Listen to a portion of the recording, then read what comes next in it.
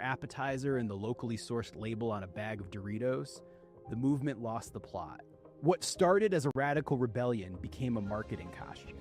But to understand how the farm-to-table movement died and what's rising up from the compost heap to take its place, we've got to understand why we were so desperate for it in the first place. So come with me, my friends, and let me tell you.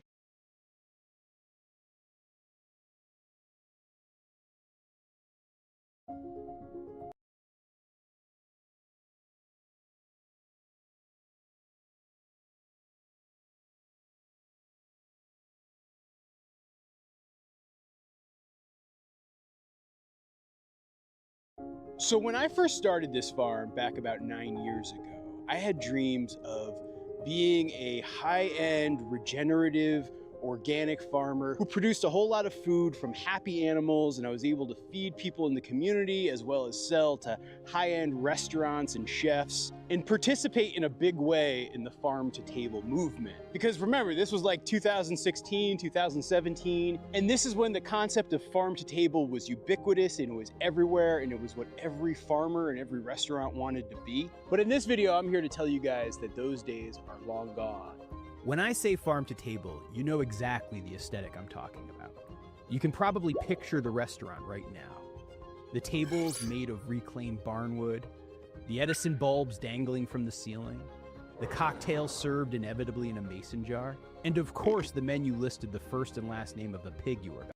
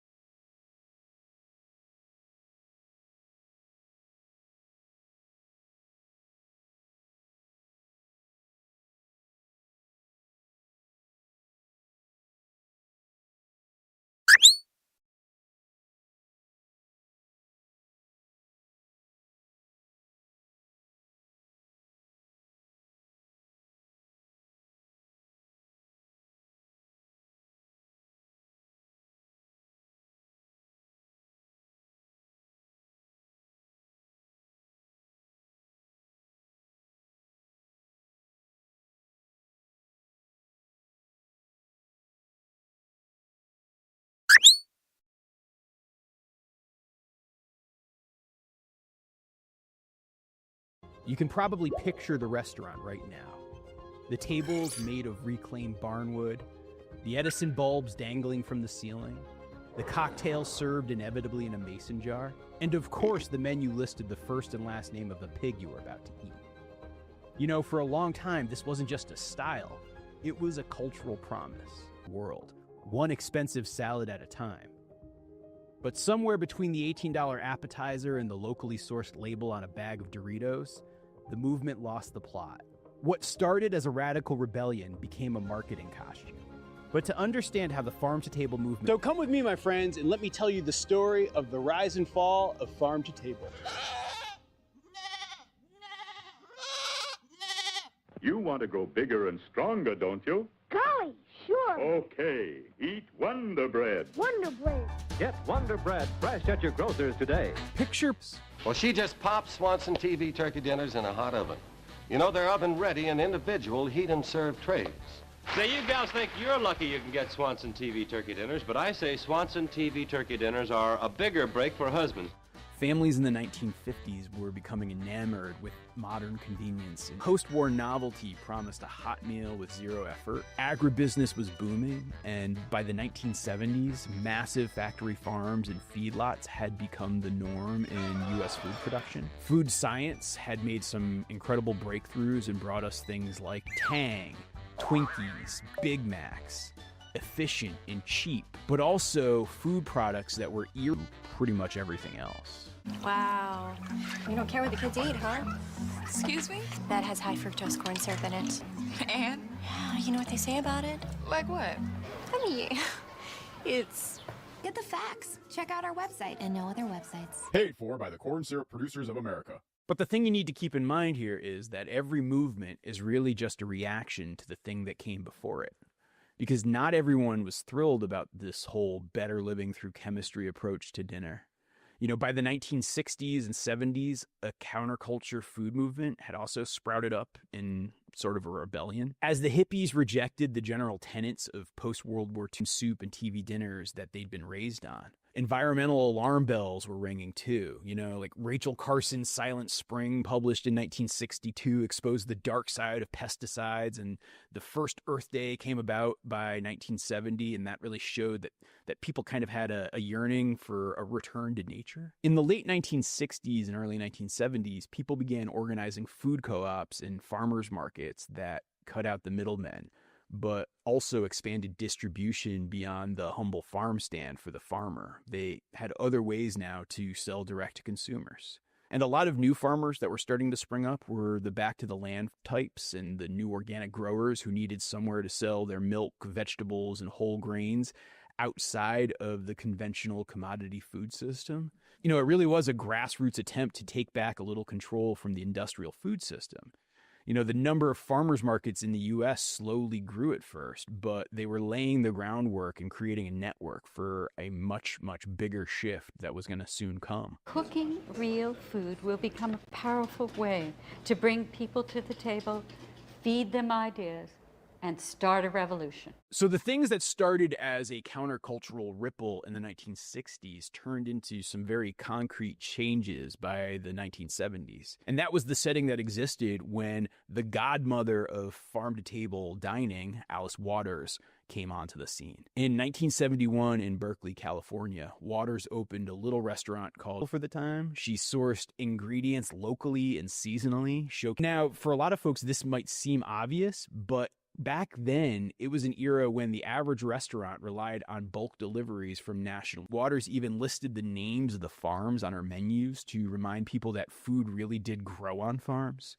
You know, she wanted diners to notice the seasons and to credit the people who grew and raised each ingredient. And it was really what Waters was doing at Chez Panisse that set up the origin and archetype for what would really sense of connection at the dinner table. Each dish that the restaurant was serving had a story tracing back to a farmer, a fisherman, or an orchard. And for decades, she had been advocating for things like school gardens and sustainable agriculture beyond just her restaurant. But it would be unfair to credit the farm-to-table movement to Alice Waters alone, because really right around that same time, all over the country, chefs and food entrepreneurs were starting to chase the same idea. In the late 1970s, a nonprofit called Organically Grown launched in Oregon to help build local organic supply chains. On the East Coast, chef Peter Hoffman opened Savoy in New York in 1990, building out a menu around what he could get from the Union Square Green Market. The phrase farm to table wasn't really a thing yet, but the mindset was already spreading among the forward-thinking chefs. Tired of bland, mass-produced ingredients, they were looking for local artisans who could give them something real. Farmstead goat cheese, heirloom varieties of vegetables, actual flavors. This wasn't just in the United States, too. Meanwhile, in Europe, it was going through its own version of this shift. In 1986, in Italy, Carlo Petrini staged a quiet rebellion against the opening of a McDonald's in Rome by handing out bowls of penne to the crowd. That very symbolic and performative gesture really grew into the slow food movement, which was officially founded in 1989 as a pushback against fast food and a celebration of local food traditions. Its motto was simple: food should be good, clean, and fuzz. But where the European slow food movement was codifying a defense of local food cultures, back here in the United States, that farm-to-table impulse turned into a consumer-facing lifestyle and restaurant format. Go us! In a sense, Europe didn't need a brand new farm-to-table revolution. Traditional markets and local food cultures had never fully vanished. But the modern slow food movement gave those values a modern banner and a global platform. And it's also important to remember that the concept farm to table was just normal daily life in many other parts of the world. In much of Asia and Africa and Latin America, wet markets and informal local trades still supply the majority of food. So in that sense, farm to table in the United States was a return to something that people elsewhere had never entirely lost. Really? I'll bet you don't even know what farm to table means. Wow. Now, when you fast forward to the late 1990s and early 2000s, what was once counterculture had become more or less the culture, at least at fancy restaurants. This was the era when farm to table entered the popular vocabulary and the movement really skyrocketed. And there were several forces converging at the same time to make this all happen. The 1990s kicked off with a full-on food culture renaissance. Celebrity chefs were everywhere, foodie media was booming, and suddenly cooking was really more than just food, but entertainment.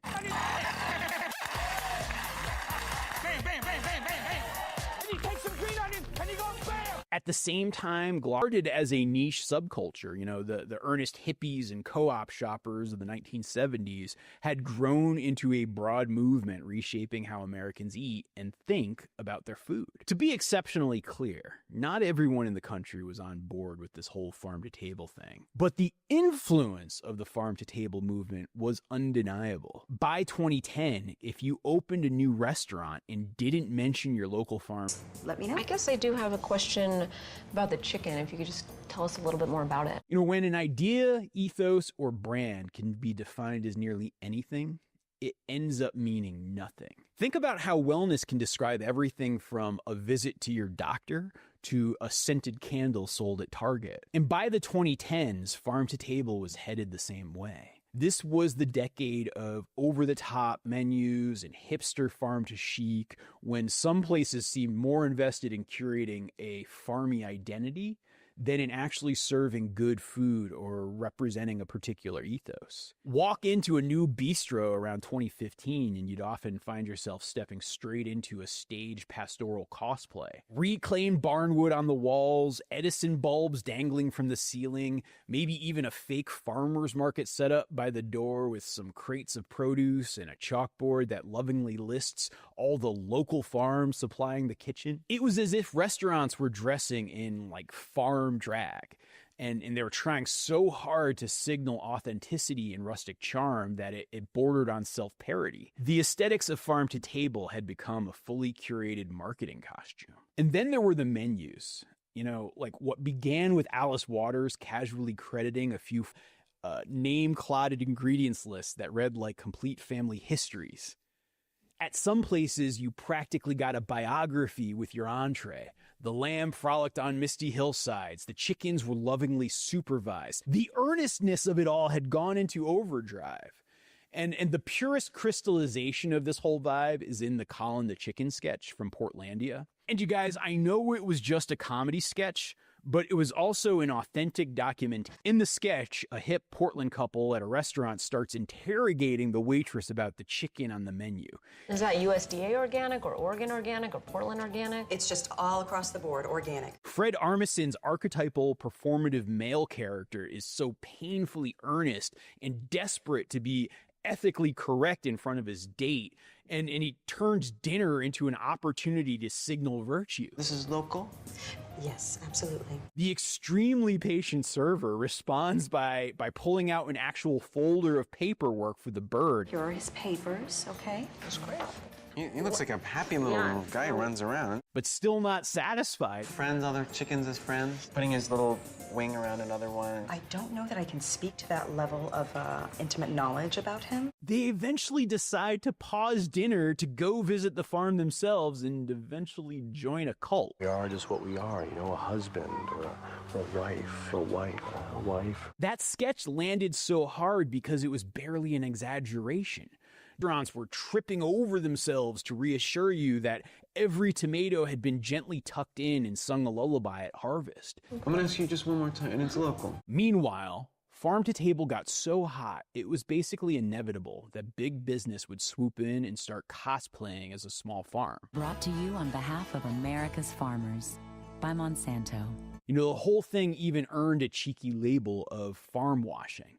Brands that die-hard farm-to-table people saw as the villains started wrapping themselves in the movement's cozy, hand-hewn aesthetic. What I put on my table to serve my family is the same thing that I'm going to be selling to McDonald's. You know, in the 2010s, McDonald's rolled out ad campaigns full of real farmers. Yes, that Monsanto. Monsanto sued, and the dispute has now made its way. They now have the ability to sue farmers whose fields may be inadvertently contaminated. They ran a campaign called It Begins with a Farm. Has been for generations. Burger chain Be Good plastered farm photos and real food language across its branding. Salad chain Sweet Green hung posters of smiling local farmers in the produce aisle, even when 90% of what they sold still came from the usual industrial supply chains. And by the end of the 2010s, everybody wanted a piece of the halo. You know, Pepsi even pushed craft sodas. 1893, made with cola nut extract and real sugar, boldly blended colas. Walmart had a local produce display, and the farm-to-table aesthetic had officially gone fully corporate. You know, when every TGI Fridays and Olive Garden menu suddenly has a local farm special, the credibility evaporates. And it didn't really matter that 99% of the people had never heard of 99% of the farms being listed. The point wasn't knowing the name, it was the act of name-checking its mainstream acceptance. The hangover isn't usually too far behind. I love processed food. I love it. Can't do it anymore. It really hurts. While Farm to Table was basking in the cultural heyday, serious problems were lurking behind the scenes. It turns out that bringing food directly from a local farm to the table isn't all rainbow charred and grass-fed unicorns. This is where your ice cream comes from. You know, there are structural and economic challenges that can't be glossed over with pretty menu pros. As the movement matured, 5 significant issues became harder to ignore. First, there were issues with scalability. You know, small local farms struggle to compete with the raw efficiency of industrial agriculture, organic beets, but that same model to feed an entire city at prices that most people can afford, realistically, it's tough. Of scale and awkward logistical gaps, like someone driving small loan story from 2016 captures how broken the math of it all can be. You know, one farmer in Florida laid out her numbers, and it cost her about $400 to raise a pig to market weight, feed, slaughter, transport, everything. Selling the whole pig brought in about $576. On average, she said she was lucky to make about $100 per pig. And she maybe raised about 100 pigs per year. So $10,000 is not put together an income where I can live entirely just off of my farm income versus the income I make from making videos like this one too. Of love.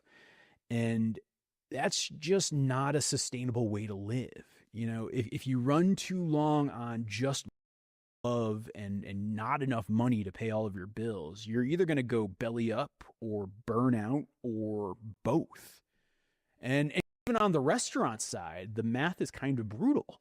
Buying from small farms almost always costs more than ordering off of a Cisco truck, and restaurant margins are already pretty darn thin. So a farm-to-table spot has to either charge a premium price or accept lower profits. And in boom economic times,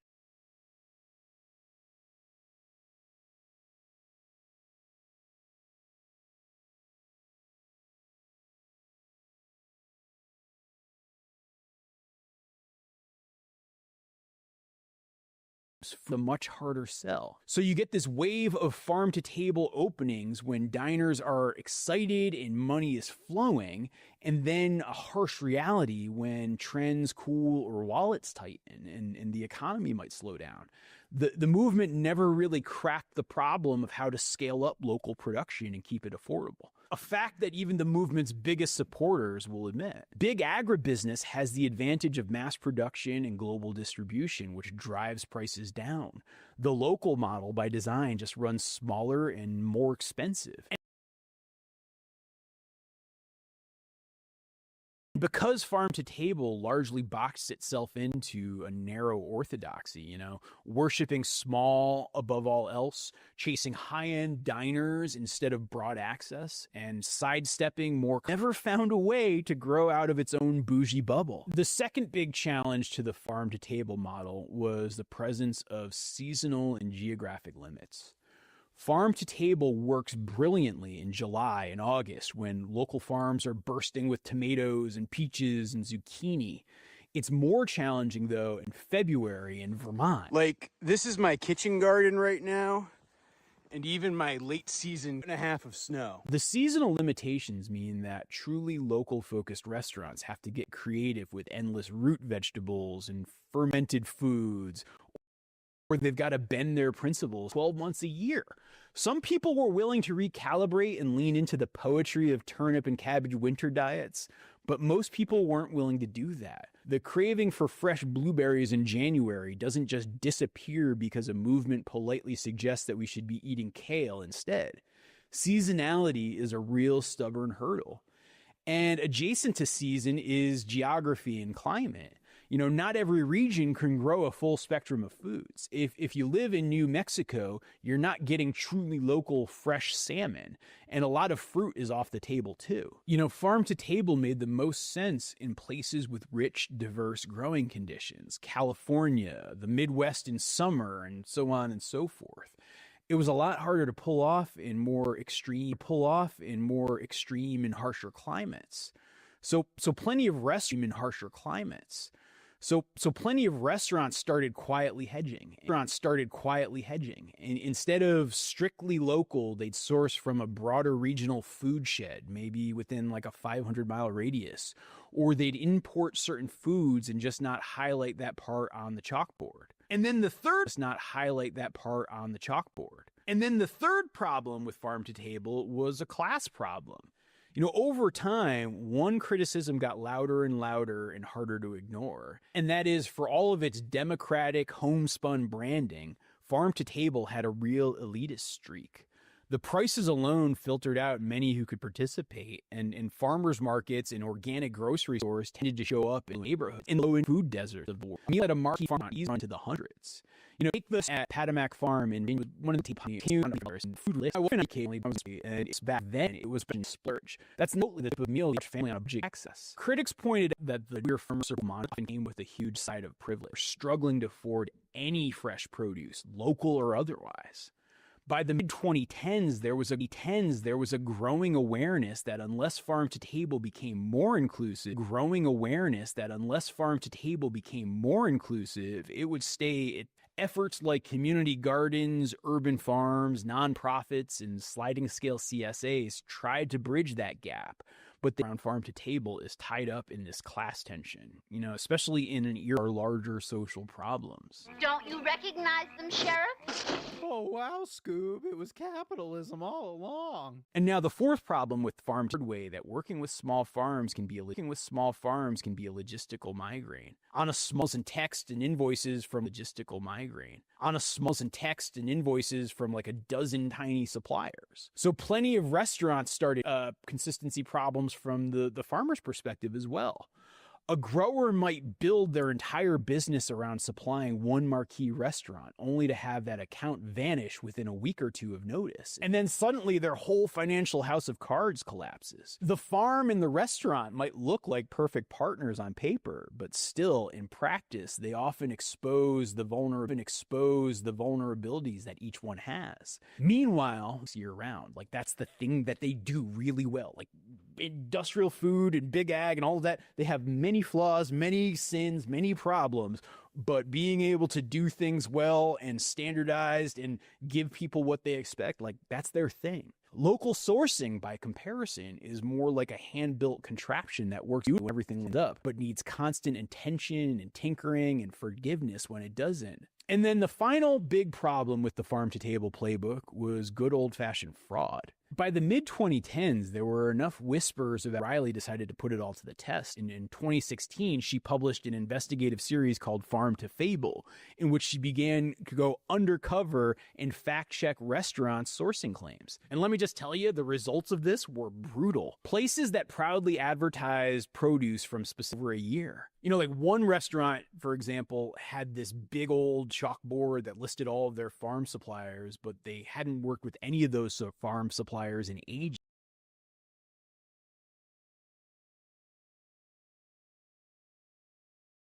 Another spot was hyping local seafood while serving frozen imported fish. Riley even DNA tested the fish at sushi restaurants and found tilapia being passed off as local grouper. And really, in this entire series, what she uncovered was a whole ecosystem of as a source. Hopefully you can find it. Using the cozy language looking for it right now. Table to sell a vibe without paying the actual I'm cost. adding the mic as a source. Hopefully you can find it. Fraud, there were searching for it now. The restaurant might brag about its sun. Oh, this is pulled out because I was trying to find it. Quietly switched to Cisco tomato in December while keeping the farm's name on the menu. And happened the more the term vegetables that were so expensive. All right, it's detecting something. Desktop. Love and respect. No, My mic. favorite farm to table restaurant is definitely not actually farm to table. I'm so sorry. You can hear me now? Everything comes from a farm. It never came from a farm before. Everything came from a Where's farm. Mike? Since farms were to the table. Just said body. Yay, I can hear me. For Farm to Table, 2020 marked the point where struggling quietly became. COVID-19 turned the restaurant world upside down. Practically overnight, dining rooms closed or shifted to takeout, and supply chains went off the rails. I'm gonna pause it and like mute it and all that when I need to now. Most of them small, independent, and already fragmented between 2020 and 2021. Overall, restaurant closures in 2020 reached record highs. The U.S. lost over, and even the ones that made it through it, they had to reinvent themselves. You know, some turned into ad hoc grocery stores, fine dining, and the local restaurant scene. It was a harsh reminder that when people are stuck at home and scared, eating local drops to a much more basic I just tested simply it. getting food and keeping your kids. All right, game capture. I need that on it. Pandemic has meant many Big mic, restaurants have not had the Yep, same buddy. level of Okay, business, we got but it. That has effects that go far beyond the restaurant industry. Local farms. With items missing at grocery stores, some All right, shoppers are taking so- a different approach. But for some farm owners, No. Community members Maybe I ought said to they're make it glad to big support a so I can, local business and be able to get their hands on some healthy greens. Been trying grocery stores, there's nothing out there that We have seen with this new Close that. interest, Supermarket shelves prompted a lot of people to seek out nearby farms for the first time. Farmers who were already selling at markets or through online ordering suddenly saw demand explode. I mean, I watched this spike happen with my own farm business in 2020 and especially Now I can't hear 2021. anything again. And most Dang of my it. farmer friends were in the same boat. Or is this just Finding loading? customers became easy even with tight restrictions on how and where you could sell. The pandemic sparked renewed interest in farm to home, but not necessarily See, how am I supposed to farm-to-table react to it when I can't even and, hear it and on my in own fact, desktop? in a lot of ways, it cut them out of the deal. You know, if you can buy your own veggies and pastured chicken straight from the farm, All right, and this is cook it at crazy. home, which was something that everybody got a crash course in during lockdown, you're a lot less likely How am I to supposed to? pay I a can't hear it premium. on my desktop. We're limping out of the pandemic into a minefield of labor shortages and rising wages and higher costs for everything from frying oil to takeout containers. They had to deal with unruly diners really angry about local restrictions. I want to see what happens when you discriminate. Yeah. I mean, it's got the audio going.